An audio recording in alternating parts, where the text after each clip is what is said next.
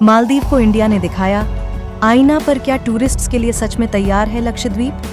जानिए जमीनी हकीकत। प्रधानमंत्री नरेंद्र मोदी के लक्षद्वीप दौरे को लेकर आपत्तिजनक टिप्पणी करने के बाद मालदीव के टूरिज्म सेक्टर को बड़ा झटका लगा है। इसकी वजह यह है कि भारतीयों ने मालदीव का बायकॉट करना शुरू कर दिया है।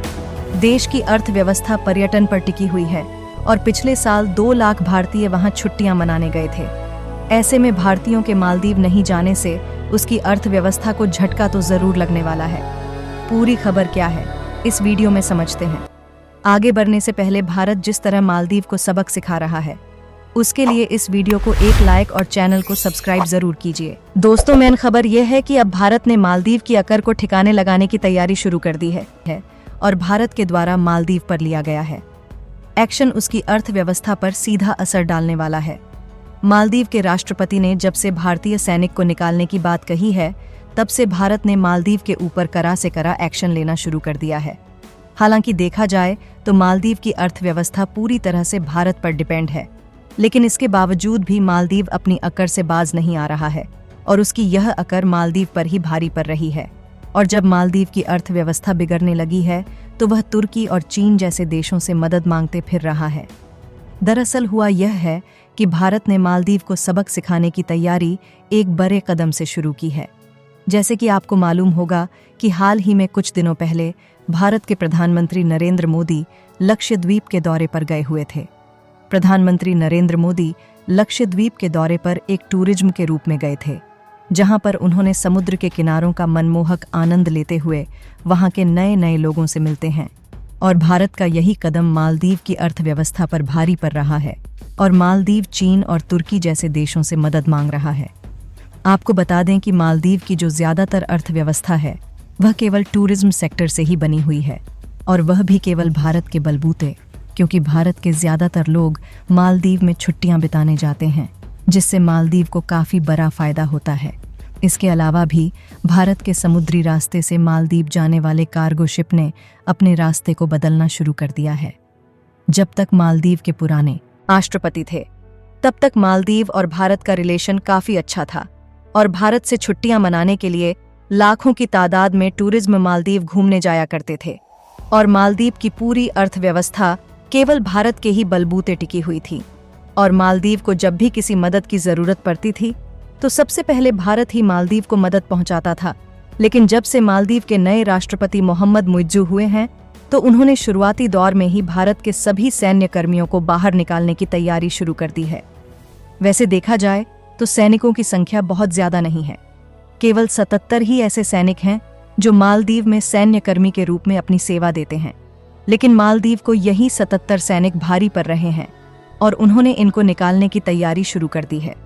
फिर भी मालदीव का यही कदम उस पर कितना भारी पड़ सकता है, मालदीव को इसका तनिक भी अंदाजा नहीं था। वैसे देखा जाए तो मालदीव में जो भी नए राष्ट्रपति या फिर प्रधानमंत्री बनते थे, वह सबसे पहले भारत के दौरे पर आते हैं। लेकिन मालदीव के नए प्रेसिडेंट मोहम्मद मुइज्जू सबसे पहले तुर्की की विदेश यात्रा पर गए थे और भारत के सबसे नजदीक होने के बावजूद भी वह भारत का दौरा नहीं करते हैं। और तुर्की के बाद मालदीव के राष्ट्रपति ने चीन से मिलने का अपना विचार बनाया है और भारत मालदीव की इन्हीं हरकतों से काफी ज्यादा नाराज है।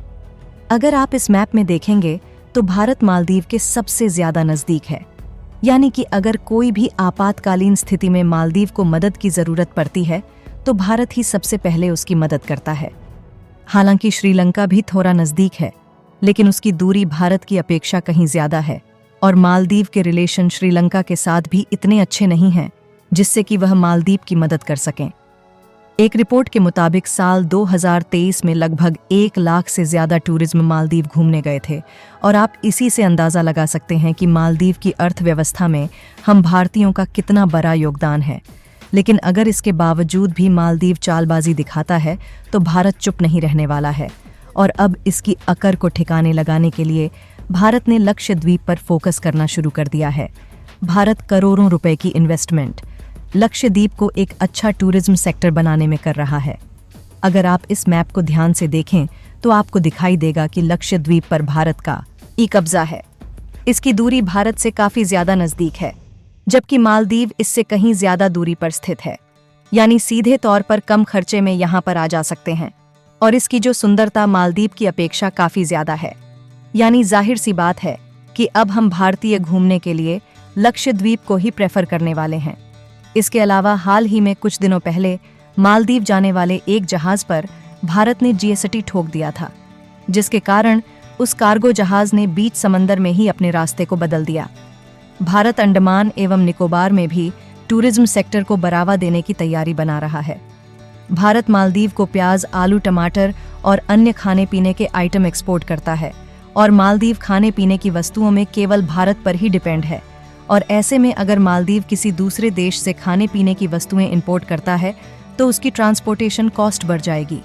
यानी कि भारत मालदीव को सबसे कम दाम में खाने पीने की वस्तुएं एक्सपोर्ट करता है और अब भारत ने जब मालदीव पर एक्शन लेने की शुरुआत कर दी है तो खाने पीने की वस्तुओं का एक्सपोर्ट भारत रोक सकता है।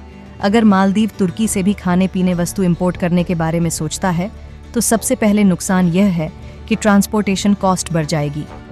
यहाँ तक कि भारत तुर्की को भी खाने पीने की वस्तुएं समेत ऑटोमोबाइल कंपोनेंट एक्सपोर्ट करता है और ऐसी स्थिति में भारत यह एक्सपोर्ट रोक भी सकता है, क्योंकि भारत को मिडिल ईस्ट समेत लगभग सभी अरब देशों का फ्री मार्केट एक्सेस मिला हुआ है, जहां पर भारत अपने प्रोडक्ट को ड्यूटी फ्री इंपोर्ट और एक्सपोर्ट कर सकता है। अगर मालदीव से भारत के इंपोर्ट को देखा जाए तो मालदीव भारत को केवल क्रूड ऑयल यानी कि कच्चा तेल एक्सपोर्ट करता है, और वह भी भारत अपनी बहुत ही कम ज़रूरतों का क्रूड ऑयल मालदीव से इंपोर्ट करता है। और ऐसा इसलिए क्योंकि भारत को रसिया समेत कई सारे अरब देश ऑलरेडी सस्ते दामों में क्रूड ऑयल बेच रहे हैं, और वैसे भी अब क्रूड ऑयल की ज़रूरत ही धीरे धीरे ख़त्म होती चली जा रही है और इसकी ज़रूरत केवल इंडस्ट्री और फैक्ट्रीज में ही रह जाने वाली, क्योंकि भारत समेत सभी देश रिन्यूएबल एनर्जी पर काम करना शुरू कर चुके हैं। और इसमें भारत की रिलायंस, अदानी ग्रुप और जेएसडब्ल्यू जैसी बड़ी बड़ी कंपनियां ऑलरेडी पार्टिसिपेट कर चुकी हैं। और हाल ही में भारत ने यूएई यानी कि संयुक्त अरब अमीरात से सीधे रुपए इन कच्चे तेल को खरीदने की डील फाइनलाइज की है, जिसमें आगे चलकर भारत सस्ते दामों में एक बड़ी मात्रा में क्रूड ऑयल खरीदने वाला है। इसके अलावा भारत खुद अब सेल्फ डिपेंड होना चाहता है और अंडमान निकोबार में रुके हुए तेल कुएं के प्रोजेक्ट पर फिर से काम स्टार्ट कर दिया है। जानकारों का मानना है कि यहां पर लगभग 17 मिलियन टन क्रूड ऑयल का भंडार मौजूद है, जिसमें ओएनजीसी, ओनिल इंडिया जैसी बड़ी बड़ी कंपनी ऑलरेडी जॉइंट वेंचर में काम करना शुरू कर चुकी है। एक तो पहले से ही मालदीव की अर्थव्यवस्था ठीक नहीं थी और इन्हीं सब के कारण और ज्यादा उसकी अर्थव्यवस्था बिगड़ने वाली है। यानी कि 2024 के शुरुआती दौर में मालदीव चीन और तुर्की जैसे देशों से भीख मांगता दिखेगा। और सबसे बड़ी बात यह है कि जब से भारत के प्रधानमंत्री ने लक्षद्वीप का दौरा किया है, तब से भारत के अलावा भी कई देशों में इसकी चर्चाएं चल रही हैं। बाकी आपको क्या लगता है, भारत यह कदम उठाकर सही कर रहा है या नहीं? अपनी राय कमेंट में ज़रूर बताएं और भारत की इस धमाकेदार कदम के लिए वीडियो को एक लाइक ज़रूर करें और अपने दोस्तों तक इस वीडियो को शेयर करें ताकि उन्हें भी जानकारी मिल सके। दोस्तों मेरे वीडियो को देखते हैं लेकिन सब्सक्राइब नहीं करते हैं, प्लीज़ मेरे चैनल को सब्सक्राइब कर दें और बेल आइकन को ऑल पर सेलेक्ट करना बिल्कुल ना भूलें। दोस्तों मेरे वीडियो को पूरा देखने के लिए बहुत बहुत धन्यवाद आपको।